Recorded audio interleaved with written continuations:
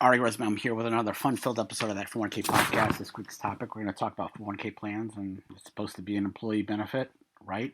It's one of my beliefs that most plan sponsors just completely forget the idea that 401k plan is like health insurance and the free milk with coffee and gym membership and all these other kind of benefits, and they just forget that. A 401k plan is supposed to recruit and retain employees. That's at least in my mind. Of course, go to that401ksite.com, sign up for our future events. We got a national virtual conference at the end of January. It's free to sign up.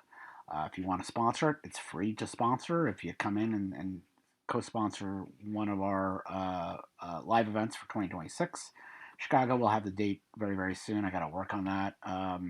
Colorado, Philly, we're running to issue. I may have to switch the date on that because I selected a day in Friday in June, and of course that's the day that there's this thing called the World Cup happening, and Philadelphia, I believe, across the street, Lincoln Financial Field, they'll be having the game. So you can't run in opposition to the World Cup. As you know, parking lots are premium at game events, and I'm sure that they were going to use the Phillies lot across the street from Citizens Bank. So, not a good idea for us to run in opposition, even though we can't. And we'll look at the dates and the schedule, see if they could fit us in that week. Not on a Friday, maybe another day of the week. We'll see what happens. Can't worry what you can't control.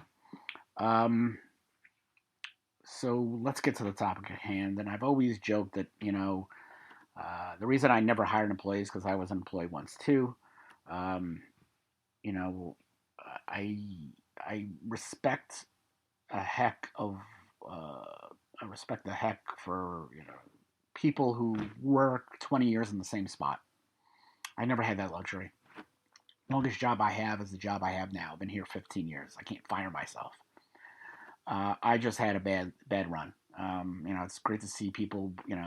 One of our best listeners out there. I know he's well into 20 years at his firm, and I think that's an accomplishment.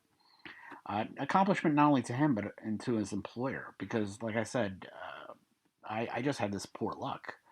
Uh, I worked at a place, and first job I got out working for a law firm affiliated with TPA.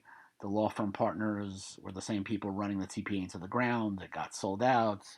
Then our block of business got sold to Bisis, which eventually became um, a census.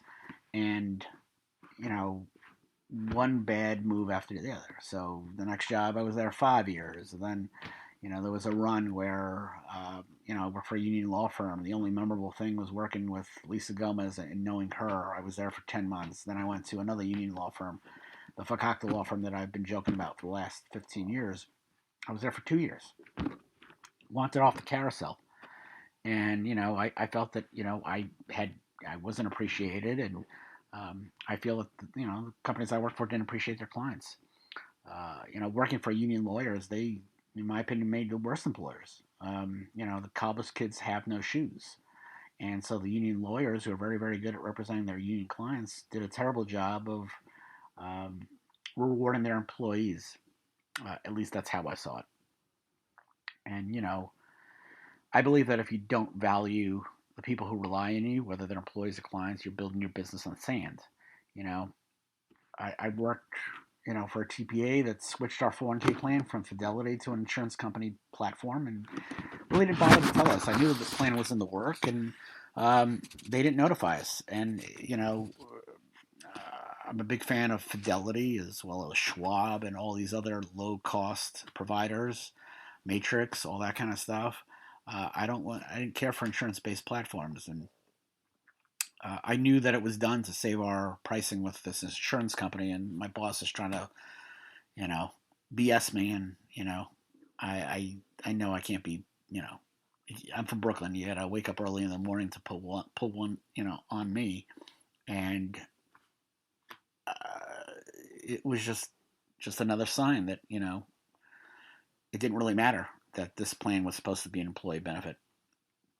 You know, plan sponsors need to realize that this is a 401k plan is an employee benefit, much like health insurance, the gym membership, the free milk with coffee, the free Keurig, all that kind of stuff, the water machine, and plan sponsors need to take participant communication seriously.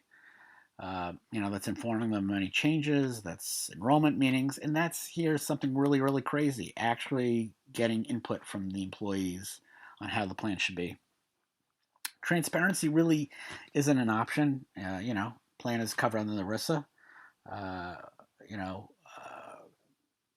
you have to go through, managing the plan, cutting fees by changing providers and investment options, but you got to inform plan participants of what you're doing. When you make changes, it impacts participant accounts and they need to be informed.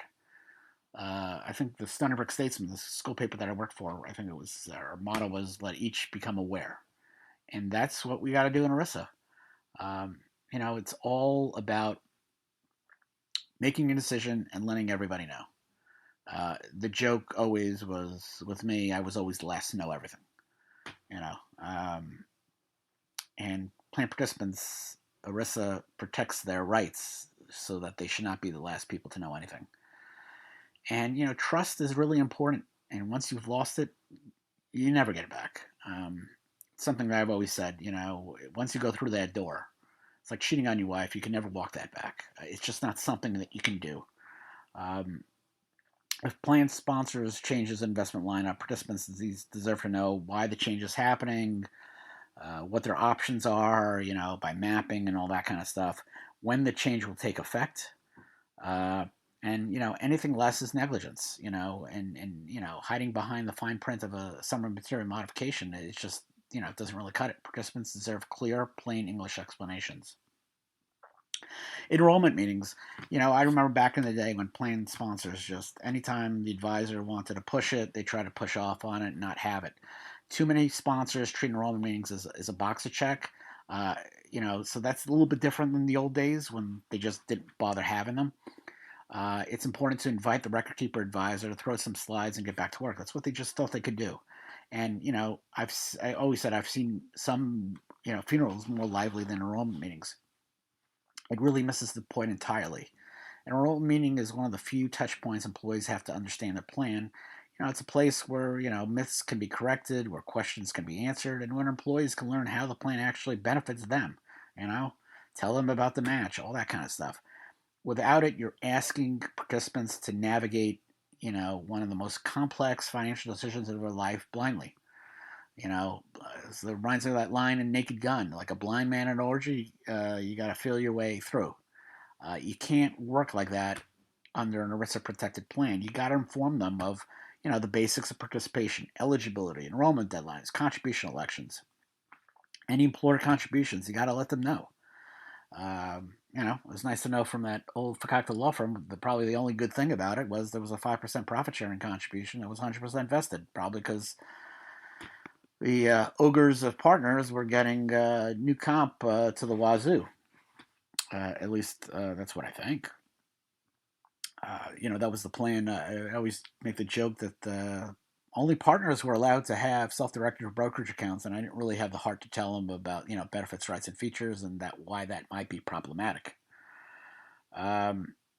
Investment basics. You don't have to provide them a graduate level in finance, but enough to explain risk diversification, target date funds, and where to seek help when there's questions after the meeting ends. Too often plan sponsors just have that enrollment meeting at the beginning of when the plan comes into play or when there's a new provider, and that just doesn't work out. People change jobs, or new hires come in, life circumstances shift, retirement, mutual fund options have to be changed, whatever it is. There's always got to be a reason to have regular meetings. Why sponsors should seek employee input, and that's this crazy idea I have. Ask employees what they want from their 401k plan. And too often, plan design decisions are made in a vacuum by HR, who doesn't really understand how things are really going, by finance, or by whoever signs the plan documents. But here's this crazy idea. If the plan is for employees, I think they should have a say. I'm not suggesting that you put them on a committee or give them any kind of fiduciary control. Please, I've never said that, but I think that you should have surveys, town halls, or even informal feedback sessions can tell you a lot about what your workforce values. Um, even something as simple as the suggestion box to do things anonymously, because people are, I wouldn't say less than honest. People want to protect themselves, and they feel that if they speak out and complain, they'll be listed like me, like a malcontent. So I understand that, but I think it's important to seek feedback, whether it's anonymous or not. About something as simple as automatic enrollment. Uh, Maybe employees want it, maybe employees don't. Many years ago, when uh, they were finally adding uh, automatic enrollment to the code. Back in the day, it was negative election, and that was finally codified. We, I was working at producing CPA, and I told my buddy Rich, I think we should really push this. And Rich said, "Oh, no, no, no, no, everybody's going to go to HR and complain." And I said, 3%, nobody's going to complain. People don't like to complain. It's not going to hurt them. And I was just on a call, taking over as a 316 on a plan last week. Question of whether they wanted to up the automatic enrollment, and the HR said, "You know what? We'll bring it up, but I don't think it's a good idea. I think right now at 1% it's okay, but if we take it to 3%, we may have problems." That's an easy way to ask plan participants. What do you say? What do you think? Roth contributions. If you don't have it, I think you should, especially with that 2026 catch-up change. Loan provisions. I'm not the biggest fan of loans, but participants like those. Take terms of wanting to buy a house or whatever it is. Investment options. Maybe they want an ESG fund. Maybe they want more index funds. Maybe they want simpler target date funds. You're not taking everything and turning it into an investment committee. You're just asking for feedback. These are stakeholders. Plan participants are stakeholders in this plan. And it's great to get their opinion. Communication is fiduciary duty in action. Failing to communicate with participants isn't really bad practice. It's a potential fiduciary breach. Risk requires sponsors to act prudently and in the best interest of participants. That doesn't mean just picking the lowest cost funds or hiring a record keeper. It also means making sure participants understand the benefit. What good is an investment menu if participants don't know how to use it? What good is an employer match if employees don't know it exists? Fiduciary duty isn't abstract, it's real. And it's lived out in the day-to-day experience of plan participants. Lessons from the old days, too many, record keepers did a very, very good, very poor job in communicating to plan participants, plan sponsors. That whole thing about rev share, where they weren't disclosed that they were making more money with rev share if they switched to a rev sharing platform. Trust is really important. And a lack of communication. I've always said it. Most relationships I've had in the past have fallen because of a lack of communication. Most relationships are worth anything that failed. It's because I did a really, really poor job of doing that. So that's important. To how to make the plan a real benefit. Be transparent of changes. Never let employees find out about a new record keeper or new fund lineup by accident. Prioritize education. Enrollment meetings and ongoing education are optional. They're essential. Solicit feedback, like I said. Ask participants what they might want. They don't, I wouldn't let them run the plan, but I would let them have an input. Remember fiduciary duty. Communication is part of prudence. A well-run 401k plan helps employees with dignity. A poorly run one is just window dressing. If your plan doesn't make employees feel valued and informed, you're missing the point. In conclusion, my career, is a lesson about what happens when employers and providers forget why employees are the reason a 401k plan exists in the first place. If it's poorly run plan, it's not going to keep me there. I never hired an employee because I was employed too, and I just didn't want to become the boss. The kind of bosses that I had, the kind who really cut corners, ignored communication, and treated people like afterthoughts. You know, I saw that. It's just there was no concern for me. Plan sponsors, in life you have a choice. You can run the plans in silence, hidden behind compliance checklists and in the bare minimum disclosures, or you can embrace reality. That a 401k plan is an employee benefit, and it benefits only work if employees feel and are actually benefited. It's not rocket science. It's about respect for participants, respect for their futures, and respect for the trust they put in their employer when they enroll in the plan. If it doesn't serve employees, why is it there? And I think that plan sponsors should realize people aren't fungible. I worked at a TPA and I joked that our front door should be a revolving door. And the problem with too much turnover, it's costly to train new employees, to hire, recruit, just this and that. I know with law firms, recruiting, hiring firms get like $25K for the placement or some nonsense like that.